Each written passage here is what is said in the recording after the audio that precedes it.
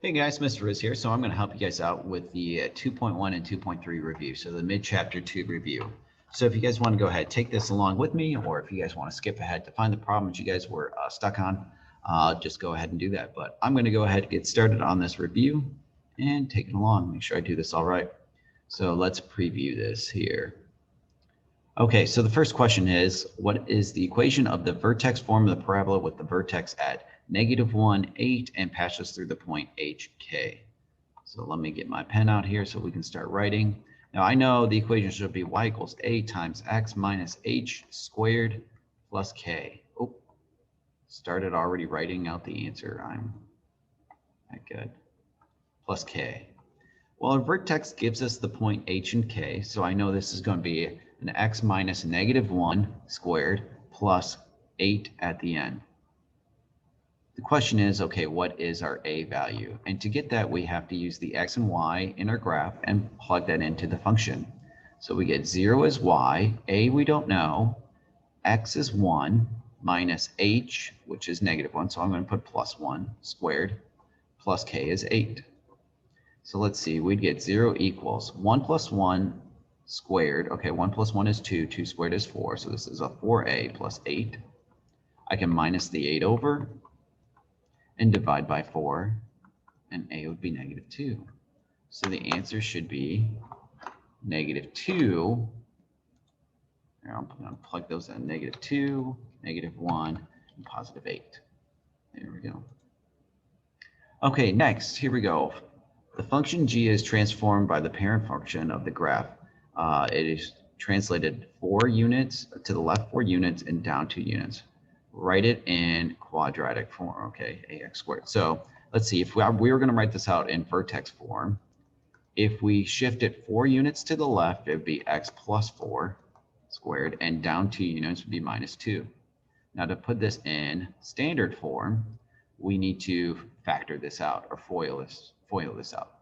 So let's write it out twice. X plus 4 times x plus 4. And then we still have the -2 from being shifted down 2 at the end.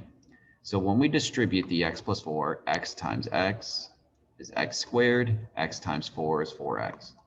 Then we got to distribute the 4 as well. 4 times x is 4x, and 4 times 4 is 16. Can't forget about the -2 at the end there. So we would have an x squared, we'd have 8 x's, and we would have a 14 in the middle or at the end. So let's mark that down here. We'd have 1x squared, our b value would be 8, and our c value is 14. Remember, if you guys have any trouble, you can always pause this video and go back. But here we go. All right, what is the vertex of the graph? Well, I remember from our notes here that the vertex is at the point HK. And if we are in standard form, which this is, we can get h by doing -b over 2a. So this would be a negative, b is 6, over 2 times a is 1. So our answer would be -6 over 2, which is -3 is our h. To get our k, what we need to do is to then take this answer and plug it back in. So our k value is going to be our -3 squared plus 6 times -3 plus 9. So let's see, -3 squared is a 9, 6 times -3 is -18 plus 9, and that would be 0. So our vertex would be at the point -3, 0. We could have also figured this out by typing it into Desmos and just clicking on the minimum or maximum point that we have. But, you know, let's try to do this the good way, the proper way. All right, next we got a path of say this again. The path of a projectile launched from a 16-foot tower is modeled by the equation here. Graph the equation. What is the maximum height? So if we remember here, this is a negative, it's a sad face, it's going to look like this. That maximum height there is the vertex. So this is the vertex problem again, except for we want to figure out what's the k value. Okay, how high is this going up? So let's first find our h by doing -b over 2a. So we would get, I want to double check this, okay. we get negative b is negative 64 over 2 times a. 2 times a is negative 16. So that's a negative 64 over a negative 32. So our h value is 2. So that's not the maximum height, but what we can do, that's our h. We can take that number and plug it back in for k. So it's going to be negative 16 times 2 squared plus 64 times 2 plus 16. So negative 16 times 2 squared. 2 squared is 4. 4 times negative 16 is negative 64. 64 times 2 is 128, and then plus 16. So negative 64 plus 128 is 64. 64 plus 16, that'd be 80. So I'm typing these in to also double check that my answer key is set up correctly. Okay, next we got to factor the expression here. So we look here, this one is not an easy one because we do have a number in front. So we need to figure out what two numbers multiply together to give us negative 8 times 3 is 24, add together to get negative 2 in the middle. All right, so we think, we guess and check until we get it right.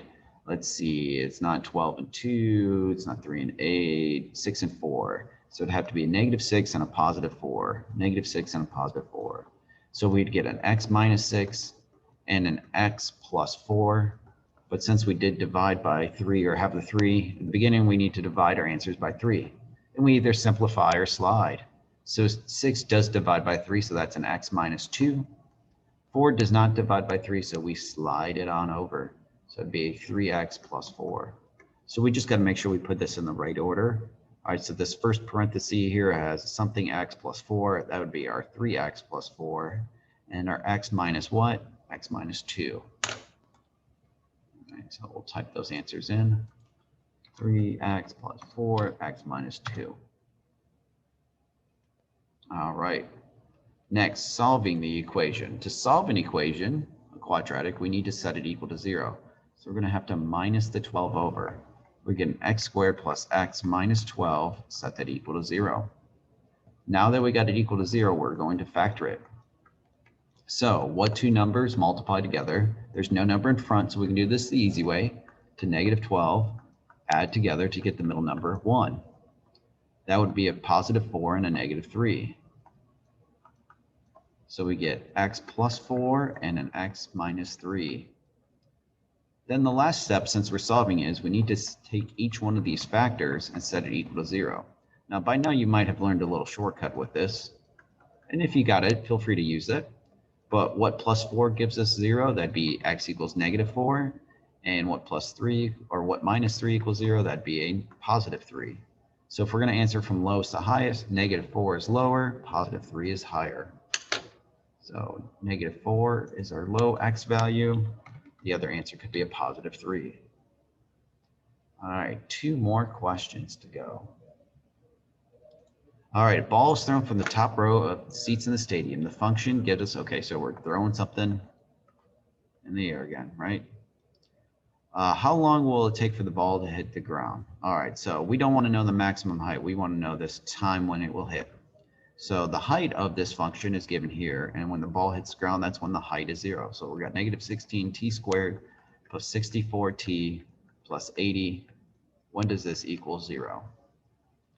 Well, if we want to go through, we could factor it as it is, but a trick is to see, especially if we have a crazy number in front, can we divide every number by that? And we can. If we didn't, this would be a little bit tougher to do, but we could still do it. So this become a positive t squared. This becomes a minus 4t. This becomes a minus 5 and equals 0. Now this is a whole lot easier since we're solving here. Figure out what two numbers multiply to give us negative 5, add together to get negative 4. And that would be a negative 5 and a positive 1. So there's no number in front. We're just going to write it out as t minus 5 and t plus 1. And set both of those equal to 0 to solve. T minus 5 equals 0, t plus 1 equals 0.